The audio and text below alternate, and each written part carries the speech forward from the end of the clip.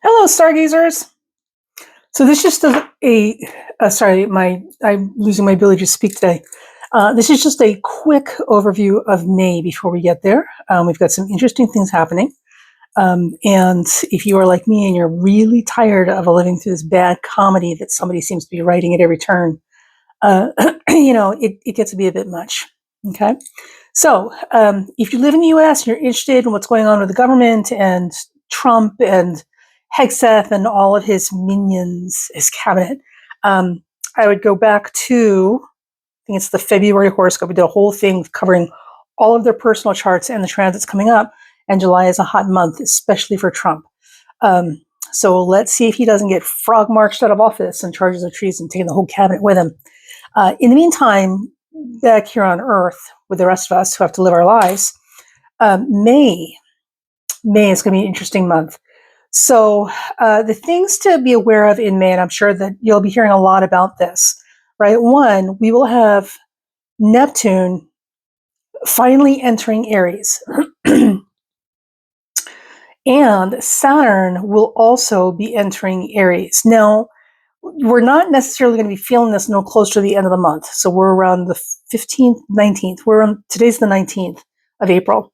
We'll be feeling this more towards the end of the month and certainly through the month of June. But the most important thing about these two particular combinations, one, Saturn will have left Pisces. So any chances we had at shifting mass consciousness in the correct direction is done. The door is closed. Ding! The exam bell went off. Time to put your pencils down. Now, what is good and what is really good news is that we knew this year, and certainly with this inauguration chart for the United States, that the consolidation of power into the hands of a few was absolutely a big theme with this particular administration, as based on the inauguration chart. But we also said that because Pluto is in Aquarius, Aquarius rules the common man, right? Power to the people. So there's also the very real possibility that the common person would be able to come into their own and actually unite, right, on a much larger humanitarian level, which is exactly what we're seeing. All of these protests that are not being covered by mainstream media, because the mainstream media is only owned by like 4 billionaires. But the things that you're seeing on your feed that are covered by more liberal or progressive networks, and certainly in TikTok and YouTube and other people sharing what they videotape themselves out on the streets, show that the people are coming together, all walks of life were coming together because enough is enough. All right. So it's been a beautiful thing. And also, too, if you've been watching the numbers of attendance for the Alexandria Ocasio-Cortez and Bernie Sanders rallies, oh my God, right? That, my friends, is Pluto and Aquarius. That whole confluence of things coming together, that's Pluto and Aquarius. So with that said, I have every confidence that we're going to get through this. And we're going to pass our test, because this test has been about mass consciousness. So we literally need to start shifting our consciousness so we can evolve, right? Leave the Neanderthals and the dinosaurs to die, frozen in time like they want to be. Just the rest of us have to keep marching on, because the future doesn't wait for anybody. So it's a promising thing. So with that said, so we know Saturn has left Pisces, that, ding, the exam bell's gone off, put your pencils down. This is the end of the exam. What grade you get is the grade you get. But I have, based on what we've been seeing these last few months, I'm confident that we have moved in the right direction as a whole, as a group, right? As a humanitarian whole. It doesn't look like it, given what we're dealing with. But remember, the power concentrated in the hands of a few people. They have the power to do what they think they can do. It's only with pushback are people stopped from doing more or less. And we're pushing back. So the power balance is a little off. We know that, but we're in the right lane. We're in the right lane. So things are happening, baby. Things are happening. Oh my gosh. All right. So Saturn and Neptune together. So here's where I need to go with this. Sorry. I'm very excited. So Saturn and Neptune conjunct is the configuration of the architect. Saturn is the builder. Neptune is the visionary or the dreamer. The two together is the architect who can envision what he wants something to look like and has the engineering know-how to construct it, or at least know how it should be constructed, right? Give or take, within his limitations of experience. But it is the builder and the visionary combined, Saturn and Neptune. And that is what we have when we have architects. Now, this can go one of two ways. So we know here in the United States, Project 2025 is like literally the last attempted nail in the coffin when it comes to democracy on a global scale, right? We're literally under threat, and we've been under threat for a very long time by evangelists, Zionists, religious wackadoodle extremists, these Neanderthals who want to drag us back to the Dark Ages. They're trying. This is not 3D chess. This is literally just, this is what happens when you're not paying attention. Okay. And they know that we haven't been paying attention for a long time.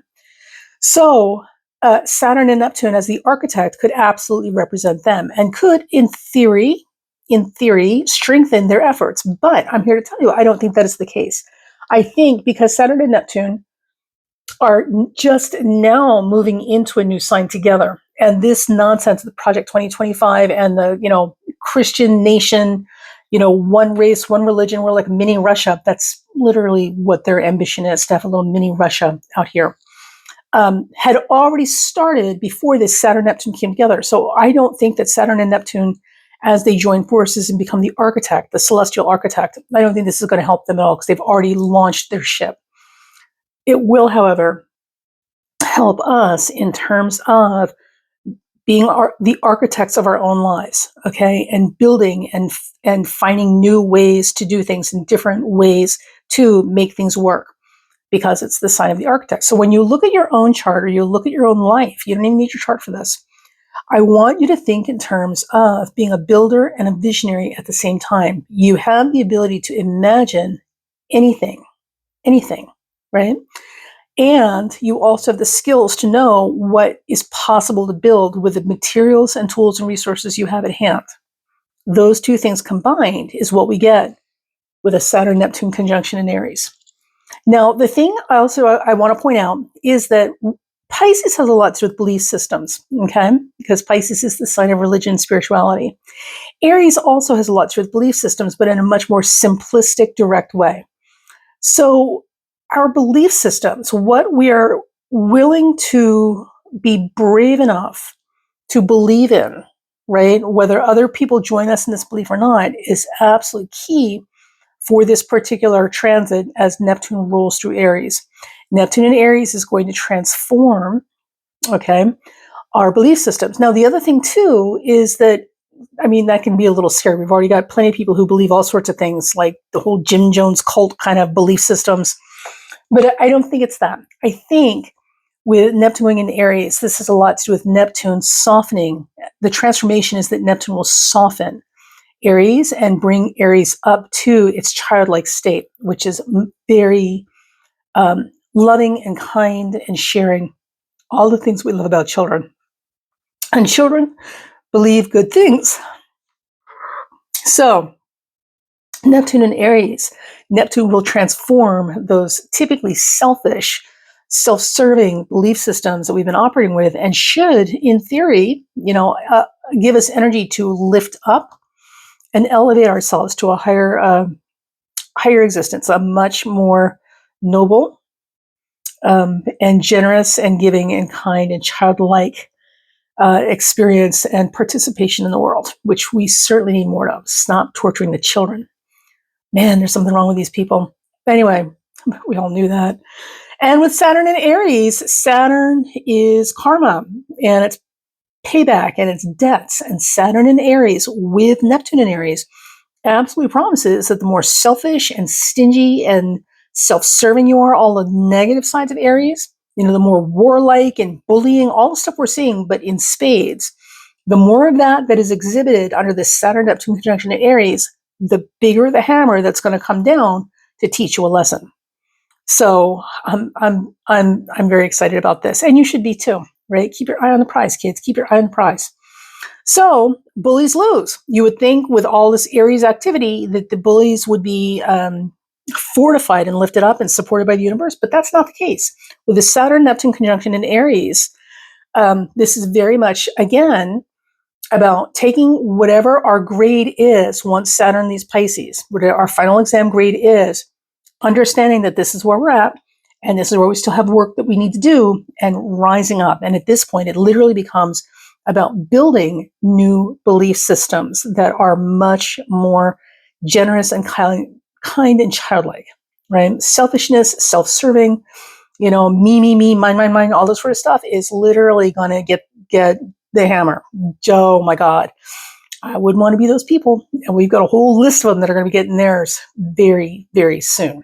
Watch as soon as Saturn and Neptune get together in late May, and they're both in Aries. Watch a whole bunch of people get their behinds handed to them in no uncertain terms. So keep the faith.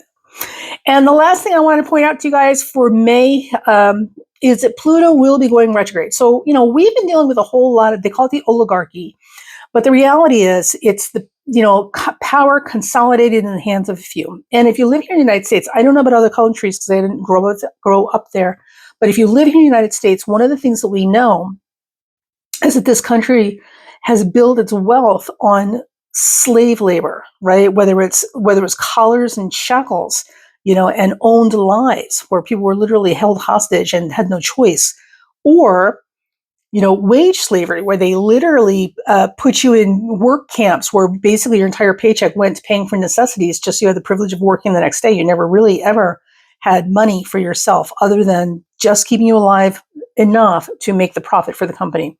Up to now, which is wage slavery, right? It's exploitation wages where they won't give you benefits. They won't give you any type of protection. They won't invest back in you. They'll give you just enough to keep you alive, to keep making profit for them. And if you can't do that, you can go, we'll just find younger people, right? Or more desperate people to take your place. This is kind of where we're at. So this is challenging. This is very challenging. And this is what we've got to get away from. So with Pluto and Aquarius going retrograde, those people who have been trying to make even more excessive their concentration of power in their hands, and that's where the oligarchy comes in, the billionaire class, right? The people who literally want to enslave you and your children specifically to make them a profit, right? The baron robbers. This month in May, they're going to get a solid spanking as somebody steps down on their foot and says, no, thou shalt not move forward any further.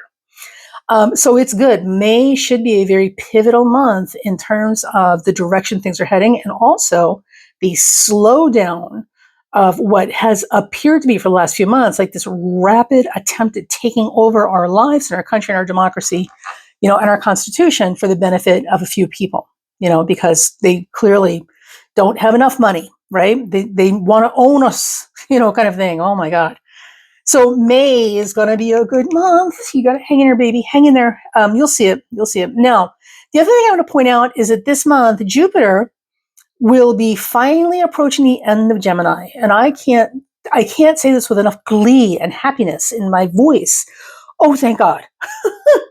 So Gemini rules speech and communication. Gemini also rules double talk, right? Talking out both sides of your mouth at the same time. Gemini is the wordsmith, the word master, the game player, right? Because Gemini also rules games. And with Jupiter and Gemini, what we've seen a lot of is a lot of double speak, right? A lot of double speak, a lot of talking out both sides of their mouth, like saying one thing, meaning something else, and backtracking and talking in circles, a la Matt Gaetz.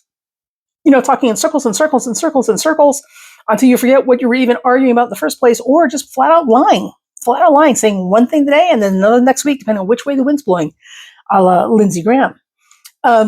We've been seeing a whole lot of that and more, and it's exhausting, okay? But Jupiter has been in square to Saturn all this time, which means that it has not been so smooth and easy for the people doing the double talk, right? So they've been getting hammered over and over again, and just recently with the case of the Maryland father who has done nothing wrong, who's now singing in El Salvadorian, mega prison, and the U.S. government, the current administration is playing all kinds of games, trying to not admit that they're wrong and go get this man, even though the Supreme Court has told them you must do this thing. So now we're officially in constitutional crisis because the executive office, the president, is supposed to listen to the Supreme Court. And he's not. None of them are. They're all playing games. So, and the current administration is very good about double talk, right? Talking in circles, double talk, lying, saying one thing, backtracking, saying something else, playing games. This is all they've done. But with Saturn in square to that, it has made it difficult for them to do it as easily as they thought it would go. And certainly we have seen that, because at every turn, everything has been stopped in its tracks as best we can. And this judge, with the case with the Maryland man in El Salvador, even the judge, like, literally handed back the administration their butt on the silver platter and made it clear that they must do this or they will be in contempt of court. And basically what that means is that lawyers representing the government will lose their license and go to jail, if not prison, for God knows how long. And who's he going to replace those? These were not great lawyers to begin with. Who's he going to replace with? Nobody wants to work for him, because any lawyer that works for him eventually ends up in jail. Ask Michael Cohen. So Jupiter and Saturn. Saturn's going to get you. Saturn's going to get you. Okay. So as we go through May, listen, it's tough. Keep your wits about you as best you can. Take a deep breath. Remember that just like when you're dealing with children and teenagers, the greatest defense and offense that you have is paying attention. Literally paying attention, because it's the minute you stop paying attention that they start getting into all kinds of trouble, right? We all know this. So keep paying attention as best you can. Keep the faith. We're going to get through this. May seems to be a pivotal point for all of us in general. So let's watch and see what happens. And again, remember, Saturn and Neptune come together in Aries. Now, we have reached the end of the exam time. What you see is what you get. Okay, this is what we're working with. But Saturn and Neptune together at the early degrees of Aries is the combination of the architect. So whether it's the world around us or the world inside us, use that imagery for you to use this time and energy wisely. You are now the architect of your life and your experience. You have the vision and you have the building skills and resources, and you know what you have to work with or not have to work with. And from there, you can create something, okay, and actually make it manifest here, okay, because it's the architect. That's what we've got going on starting in May. That's what I want you guys to focus on in your personal life. And when it comes to the outside world and this government, this is no time to go back to sleep. They're all about, the woke movement, Well, yeah, because we like being awake. See, because this is what happens when you don't pay attention. When you don't pay attention, you close your eyes, take that little 20-minute nap. Those children, oh my God, like God only knows what kind of havoc they can wreak because you're not paying attention. So of course they don't want you awake, because if you're awake, you're paying attention to what they're doing, which, as many of us are seeing now, without any shadow of a doubt, was never anything good or to benefit anyone but themselves, and certainly at our expense. So I'm just saying, we've got a lot to look forward to. May should be interesting. Hang in there, and I'll see you guys soon. Oh, just a real quick note, there may not be a monthly horoscope for June. I might put a post up, but I'm not sure. Because June is actually going to be a relatively quiet month, or it should be. And it's going to feel a lot like the calm before the storm. So when June comes, enjoy the month as best you can, if nothing hugely alarming is happening, because we may be finishing up processes that were started in May. And remember, come July, that's the hot month. So enjoy June when it gets here as best you can. All right. And May too, but keep an eye out.